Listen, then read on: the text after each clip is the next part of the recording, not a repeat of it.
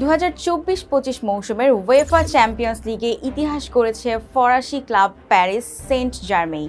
মাঠে দুর্দান্ত পারফরম্যান্সের পাশাপাশি অর্থ আয়ের দিক দিয়েও নতুন এক রেকর্ড গড়েছে তারা। জার্মানির মিউনিথে অনুষ্ঠিত ফাইনালে ইতালিয়ান জায়ান্ট ইন্টার মিলানকে 5-0 গোলে বিধ্বস্ত করে শিরোপা জিতে নেয় পিএসজি। এই চ্যাম্পিয়ন্স লিগ ফাইনালে ইতিহাসের সবচেয়ে বড় ব্যবধানের জয়। একই সঙ্গে ক্লাবটি তাদের ট্রফি ক্যাবিনেটে যুক্ত করেছে প্রথম ইউরোপিয়ান ট্রেবল, একই মৌসুমে 3টি বড় শিরোপা জয়। এই জয়ের সুবাদে পিএসজি কেবল একটি ট্রফি নয়, টাকার অঙ্কেও বিশাল পুরস্কার পেয়েছে। চ্যাম্পিয়ন হওয়ার জন্য ক্লাবটি পেয়েছে $27.8 মিলিয়ন, যা বাংলাদেশি মুদ্রায় প্রায় 339.51 লাখ টাকা। শুধু তাই না, গোটা টুর্নামেন্ট জুড়ে পারফরমেন্স ভিত্তিক আয়ের হিসাব ধরলে পিএসজির মোট আয় দাঁড়িয়েছে প্রায় 103.5 মিলিয়ন ইউরো, যা প্রায় 1200 কোটি টাকারও বেশি। এই অঙ্ক গত মৌসুমে চ্যাম্পিয়ন হওয়ার রিয়াল মাদ্রিদের আয়ের তুলনায় প্রায় 77 কোটি টাকা বেশি। নতুন মৌসুমে চ্যাম্পিয়ন্স লিগের ফরম্যাটে বড় পরিবর্তন এসেছে।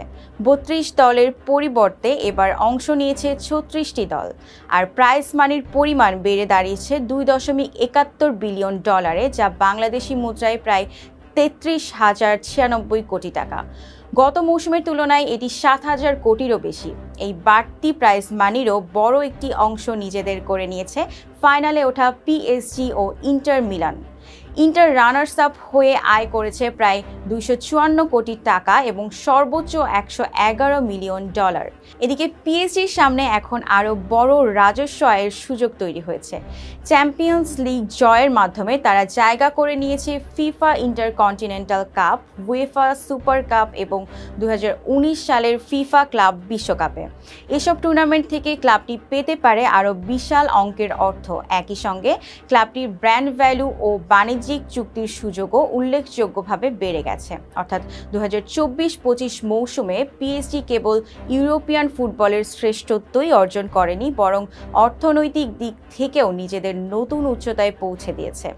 মাঠের খেলায় দাপট, রাজস্ব আয়ের শীর্ষ এবং ভবিষ্যতের বড় সুযোগ, সব মিলিয়ে এটি পিএসজির ইতিহাসের সবচেয়ে বড় সফলময় মৌসুম বললে ভুল হবে না। ছিলাম জান্নাত ইলিয়া। ফেস দ্য পিপলের সাথে থাকার জন্য ধন্যবাদ।